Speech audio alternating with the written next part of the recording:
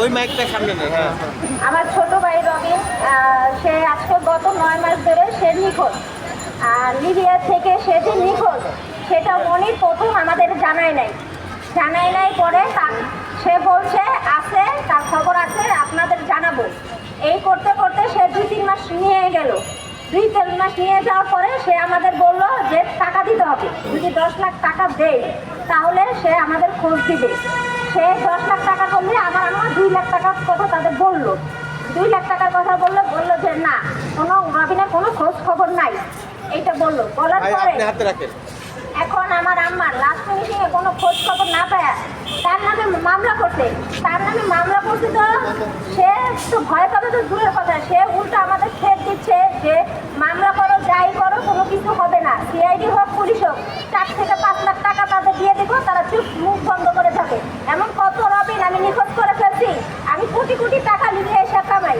তো এই মুহূর্তে আমার প্রধান উপদেষ্টার কাছে একটাই আবেদন যে আমার মার বুক খালি হয়েছে যেভাবে, আমি চাই না আর কারো মার বুক খালি হোক। আমার ভাইটাকে যেভাবে হোক আপনারা প্রধান উপদেষ্টার মাধ্যমে আমাদের কথাগুলো একটু বোঝাবেন। আমি চাই যে আমার ছোট ভাইটার সন্ধান একটু দেন। আমাদের ভাই ছাড়া যেভাবে আমরা কষ্টে আছি, আমরা চাই না আজকেও এভাবে কষ্ট থাক আমার ভাইটাকে ছাড়া।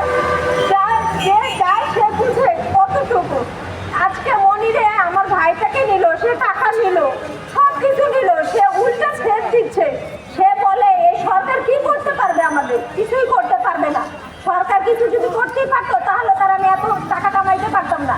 তো সরকারের কাছে একটাই আবেদন, প্রধান উপদেষ্টার কাছে একটাই আবেদন যে মনিরকে এমনভাবে চাপতে হোক, হয় আমার ভাইকে সে কোনোভাবে খোঁজ দেয় বা মনিরকে ওই দেশে থেকে আনা হোক। সে এক ধরনের মাফিয়ার মতো কাজ করে, না হলে এই ধরনের ক্ষেত সে কীভাবে দিতে পারে? সিআইডির কাছে ফোন দিলে সিআইডি প্রতিবেদন আজকে 3 থেকে 4 মাস কোনো প্রতিবেদন দিচ্ছে না। আজ দিব, কাল দিব, পরশু দিব, এইভাবে ঘুরায়। তার মানে কি আজকে আমাদের ভাই গেল, আমাদের টাকা গেল, আমরা আজকে ভাই হারা, আমার মা সন্তান হারা। এখন তারা মামলা দিলাম, তাহলে আমরা কি কোথায় যাব? আপনার কোথায় গেলে বিচার পাবো? তাহলে আপনারাই একটা সমাধান করে দেন। ডক্টর ইউনূসের কাছে একটাই আবেদন, তার কাছে একটাই কথা যে কোথায় গেলে আমার ভাইয়ের খোঁজটা পাবো।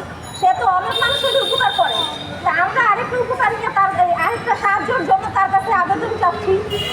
এই বলে আমার মন্তব্য শেষ করলাম।